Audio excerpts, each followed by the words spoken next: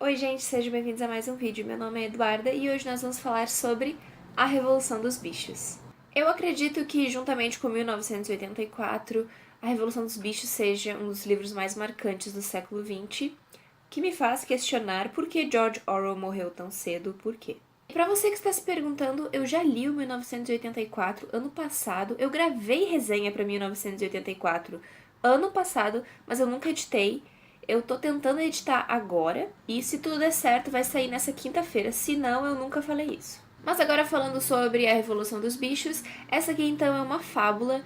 E o que seria uma fábula, você pode estar se perguntando. Uma fábula é uma história curta, pode ser escrita em verso ou prosa, e geralmente vai apresentar personagens animais que, em sua maioria, são antropomórficos, ou seja, eles apresentam características e aspectos humanos, tais como falar. Às vezes, nem sempre a fábula pode ter uma moral por trás da sua história. Dito isso, então, era uma vez, no interior da Inglaterra, um fazendeiro chamado Sr. Jones, que tinha uma granja chamada Granja Solar. Lá vivia ele e todos os seus animais, que eram desde cães, gatos até vacas, cavalos, ovelhas, um corvo e um burro muito velho. Lá havia porcos também, e entre esses porcos havia um chamado Major. Ele já era um porco muito velho, então certa noite ele decide reunir todos os animais da Granja Solar no celeiro para poder lhe dizer uma coisa. Ele fala sobre como a vida de um animal é injusta, é triste, é cruel, porque eles trabalham, comem mal e ainda não usufruem de nada que produzem. Ao contrário do homem, que tem a vida farta, a vida boa, não trabalha tanto e ainda usufrui do que os próprios animais produzem. De certa forma, o Major então planta a semente para a Revolução, que é o título do livro, e 3 dias depois ele acaba falecendo, já que ele era muito velho. Um tempo depois, o fazendeiro Jones, que gostava muito de beber, esquece de alimentar os bichos, e esse então é o estopim para a Revolução dos Bichos, que acontece na Granja Solar. Eles expulsam o Sr. Jones de lá e tomam controle da fazenda. Depois dessa rebelião, então, os animais decidem se organizar, distribuem as tarefas entre si para que eles possam produzir e então consumir o que eles produzem. E dessa forma, a sociedade em que eles vivem, ali dentro da Granja Solar, seria um lugar mais igualitário, melhor. Os animais, para se sentir mais como um grupo unido, decidem então criar um hino, ter uma bandeira para indicar a fazenda, e até decidem mudar o nome da granja para Granja dos Bichos. Eles também criam 7 mandamentos que eu vou ler para vocês. Os 7 mandamentos. Qualquer coisa que ande sobre 2 pernas é inimigo. O que andar sobre 4 pernas ou tiver asas é amigo. Nenhum animal usará roupa. Nenhum animal dormirá em cama. Nenhum animal beberá álcool. Nenhum animal matará outro animal.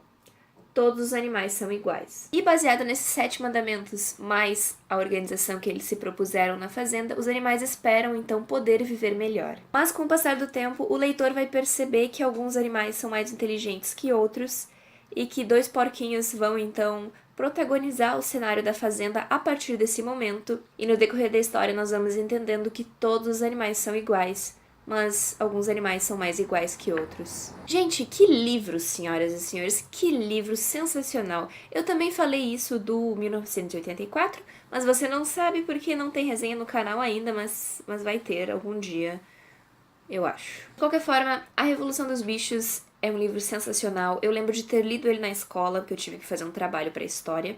Bem na época que a gente estava estudando Revolução Russa, inclusive. E mesmo que você não conheça nada da história da Revolução Russa ou da história de regimes totalitários, é um livro que você pode ler tranquilamente, porque, como eu disse antes, é uma fábula. De certa forma, o George Orwell usou elementos universais para poder explicar como funciona a transformação de uma sociedade, a princípio, igualitária em uma sociedade opressora e totalitária. Como os integrantes dessa sociedade podem burlar o sistema e manipular as pessoas para conseguir poder. Além de ter elementos universais, a linguagem é muito fácil, a história é uma fábula, então você poderia contar isso para crianças tranquilamente, que a criança, mesmo não entendendo toda a filosofia por trás do livro, ela tiraria uma moral por trás da história, que seria que você não pode buscar o poder e aí maltratar os seus amigos, alguma coisa assim. É muito interessante como George Orwell, ele pegou os animais e, de certa forma, personificou nesses animais características. Como eu estava dizendo, é interessante como George Orwell pega animais e personifica neles características de regimes totalitários, ou seja, como por exemplo, você tem então o cavalo Sansão, que é dito o animal mais forte da fazenda, o próprio nome dele indica isso, não é? Sansão, o nome do herói da Bíblia, que agora não lembro o que é, mas eu lembro que tinha a ver com super força, e ele está sempre trabalhando, sempre se esforçando para sempre trabalhar mais e trabalhar mais. E tentar fazer com que a fazenda sempre cresça e prospere. Vai ter um arco aqui dentro da Revolução dos Bichos envolvendo um moinho, que é muito triste. Eu fiquei muito triste, porque eu pensei, coitado desse cavalo. Ele está trabalhando para a granja dos bichos, mas ao mesmo tempo ele não enxerga que existem figuras ali dentro que estão usando ele para adquirir coisas em benefício próprio, digamos assim. Ele só está sendo usado no final das contas. Existe aqui também a figura das ovelhas, que elas simplesmente repetem o que é dito a elas. Existe um porco aqui dentro chamado Garganta, e é dito que ele tem um poder de persuasão muito grande. Ele consegue convencer os animais de que preto é branco e branco é preto. Então ele é o responsável por falar com os bichos, por manipular eles, para que eles acreditem no porco Napoleão, que vai ser então a figura autoritária de toda a história. Em oposição a Napoleão, você também vai ter o porco Bola de Neve, que também é um porco muito inteligente, mas ele acaba sendo vítima da difamação causada pelo seu colega Napoleão, colega porco Napoleão, e enfim, acontece coisas com ele, mas ele é a figura do Bola de Neve, acaba sendo usada pelo Napoleão e pelo Garganta para ser a personificação do medo, do terror. Porque eles começam a inventar mentiras sobre o Bola de Neve, dizendo que ele rouba coisas durante a noite, ele destrói o moinho. Vai ter um determinado momento que vai ter um vento muito forte e o moinho vai desabar, ele não havia sido concluído ainda.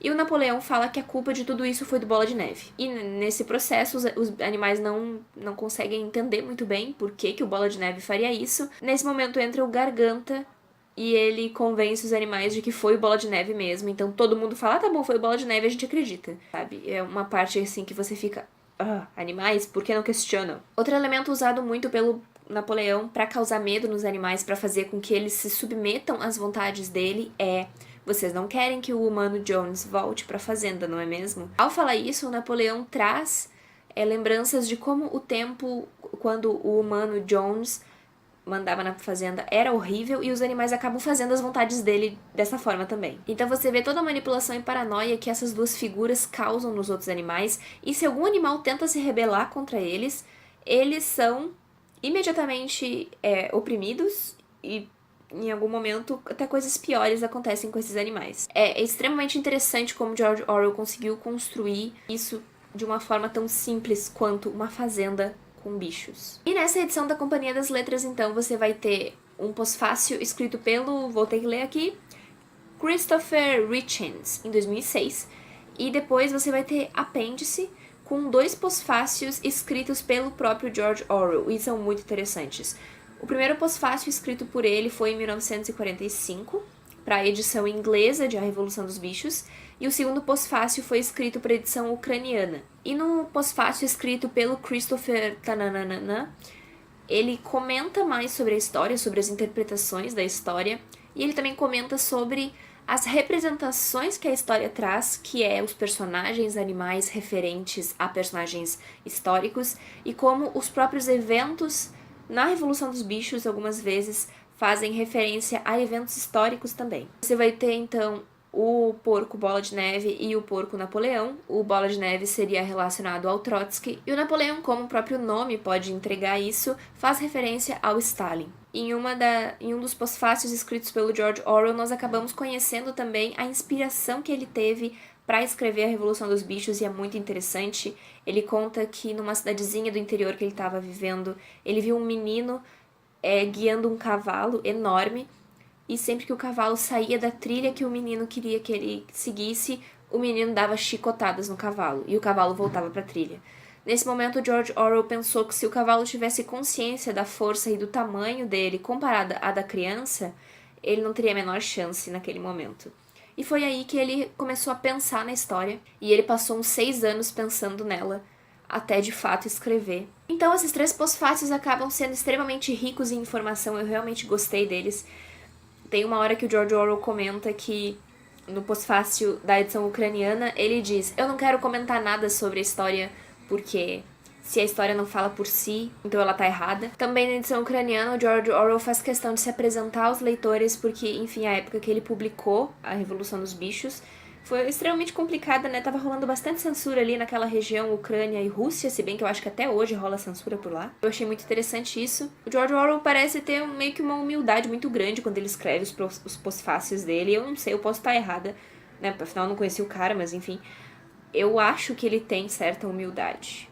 E é muito legal porque ele é um cara muito engajado no que ele acredita. Eu acho isso muito nobre da parte dele. E o livro da Revolução dos Bichos, assim como 1984, é muito usado como uma arma anticomunista, o que de certa forma não se encaixa essa bosta voltou. Tanto o 1984 como o Revolução dos Bichos acabam sendo muito usados como uma propaganda anticomunismo, antissocialismo, o que isso é de certa forma errado, já que o próprio autor George Orwell se identificava como socialista, ou pelo menos com alguma vertente do socialismo, não lembro qual, mas eu sei que sim, tanto até que aqui na orelha do livro ele comenta. Poucos anos depois, a situação se inverteu com o acirramento da Guerra Fria. O Ocidente passou a usar a fábula política de George Orwell como arma ideológica anticomunista.